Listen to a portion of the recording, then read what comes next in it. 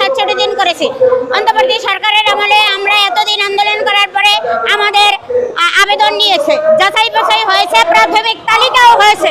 3615টা প্রতিষ্ঠানে আবেদন নিয়েছে, 1719টা প্রতিষ্ঠান প্রাথমিক যাচাই হয়েছে, সেটা ব্যানবেজে হয়েছে, কম্পিউটারে হয়েছে, অনেকভাবে প্রাথমিক যাচাই হয়েছে, মানে নীতিমালা অনুসারে যাচাইগুলো হয়েছে। আমাদের নীতিমালা আগে প্রণয়ন হয়েছে, তারপরে আবেদন নিয়েছে, আবেদন নেওয়ার সাথে সাথে আমাদের যাচাই হয়েছে। আমাদের কাম্য শিক্ষার্থী চেয়েছে, কাম্য পরীক্ষার্থী চেয়েছে, কাম্য পাশের হার চেয়েছে, তারপরে জমি জমার খারিজ চেয়েছে, ভবন চেয়েছে, সব দিক চেয়েছে। সব দিক আমরা পারফেক্ট, সব দিক দিয়ে আমরা পারফেক্ট। আমি বলতে পারি আমার প্রতিষ্ঠানে কোনো দুর্নীতি হয় নাই। কেন আমাদের দুর্নীতির দোহাই দিয়ে আমাদের প্রতিষ্ঠানগুলো স্থগিত করেছেন? সেই জবাব দিতে হবে, কারণ আমরা এসেছি আমাদের অধিকারের জন্য। আপনার টাকা নিতে আসি নাই, আমরা এসেছি আমার ন্যায্য অধিকারের জন্য। সরকার মহোদয়ের কাছে বলতে চাই, মাননীয় শিক্ষামন্ত্রীর কাছে বলতে চাই, মাননীয় প্রধানমন্ত্রীর কাছে বলতে চাই, আপনারা বলেছেন কোনকের দাবি নিয়ে রাস্তায় আসা লাগবে না।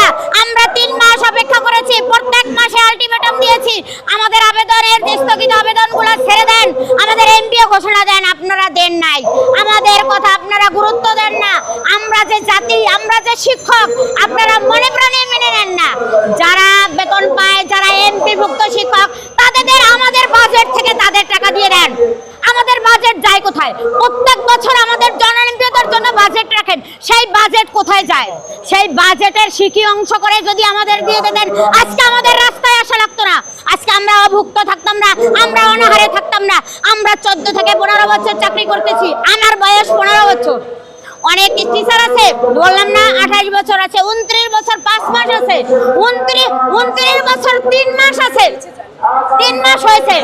কিন্তু আমার শিক্ষকতা পেশার কোনো পরিবর্তন, আমরা শিক্ষকরা কোনো পরিবর্তন পাই নাই। আমরা যেমন আছি তেমনই রয়েছি।